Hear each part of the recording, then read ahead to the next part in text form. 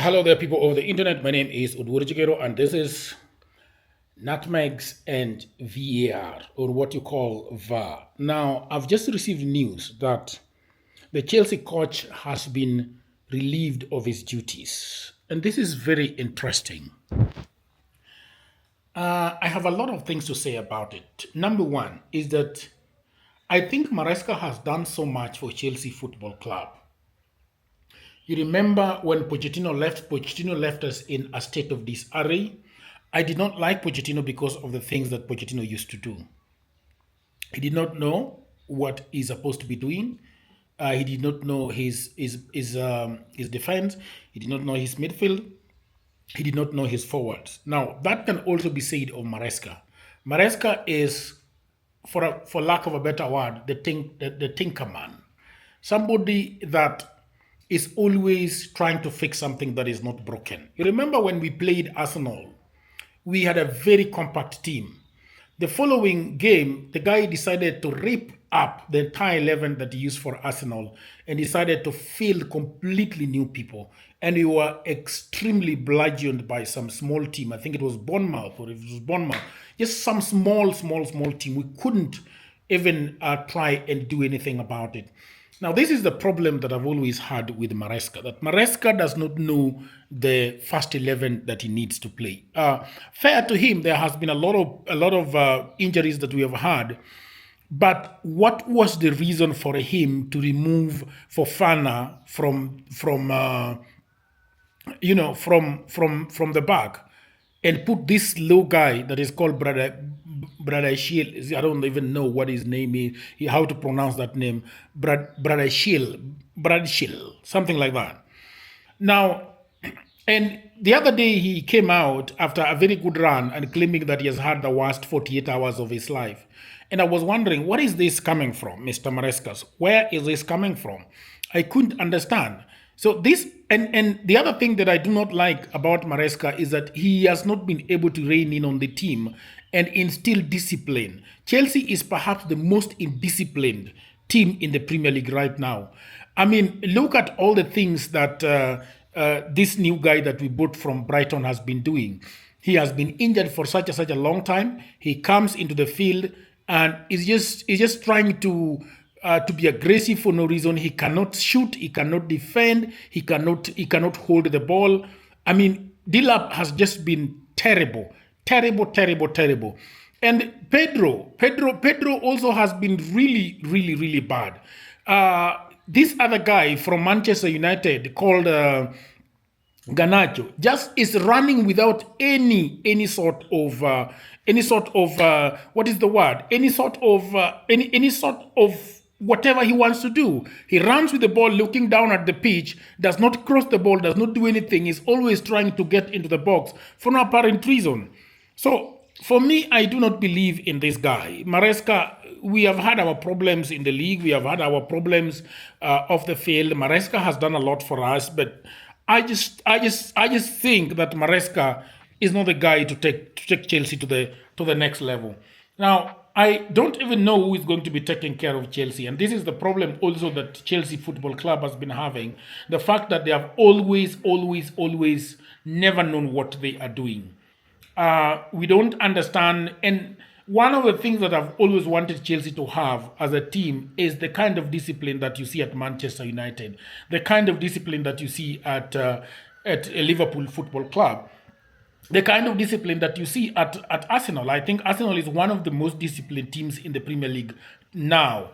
And this is happening because Ateta knows what the team wants. He instills that into the team. Everybody knows what they're supposed to do. If you get into Ateta's team, if you get into Ateta's first 11, you know what you're supposed to do. You have to defend, you have to attack, you have to lunge into tackles very respectively, you have to defend your corners, you have to defend everything. You have to be aggressive for 90 minutes.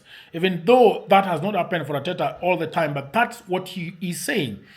if you look at the way Ateta and Pep Guardiola has been taking care of their team, they are always on the title and they're telling you the things that you're supposed to do. What Maresca does is just squabbling with the fourth officials for no apparent reason. Chelsea players are squabbling with officials in the field. Caicedo did not have to get a. He knew that he was just one yellow card away from being banned from facing Manchester City, and he went and got that yellow. Even after getting that yellow, he was still lunging on people, and it is only he was lucky to have not have had a red. Several times he was warned because he kept lunging into tackles. And I think this is the problem that we are having as the Chelsea Football Club, that we do not know what we want. We have no discipline. We do not know what we want to get. For example, do we want to be on top four right now? Do we want to take the to win the league? What do we want to do? Do we want to win the Champions League? I do not think that we can win any tournament with the kind of mentality that we are having. Fofana always taking 360 degrees before he passes the ball from the back, and the opponents are closing in on him. So I think as Chelsea Football Club, we need to do better.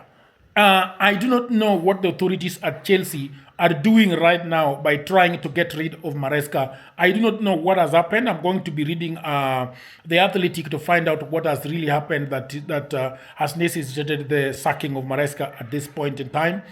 But I feel like at Chelsea, we have always had a problem with managers. Managers come, they have a free reign. They are not in consultation with the board. They are not in consultation with the owners. Maresca has said himself that he has not talked with the owners of the club for a long, long time, and that's very problematic. And I'm wondering why this is always happening at Chelsea, that we have a very hands-off approach from the owners of Chelsea since Abramovich, was banned from owning Chelsea Football Club. So I'm very, very unhappy right now. I don't know what is going to happen. I don't know how we are going to meet Manchester City on Sunday without a coach, with a lot of indiscipline, with Caicedo out, with James being played, Reece James being played out of position. We definitely do not have a fullback that can hold Manchester City. These are the things that I'm having. But anyway, I just want to wish you a happy, happy holiday, a happy, happy new year.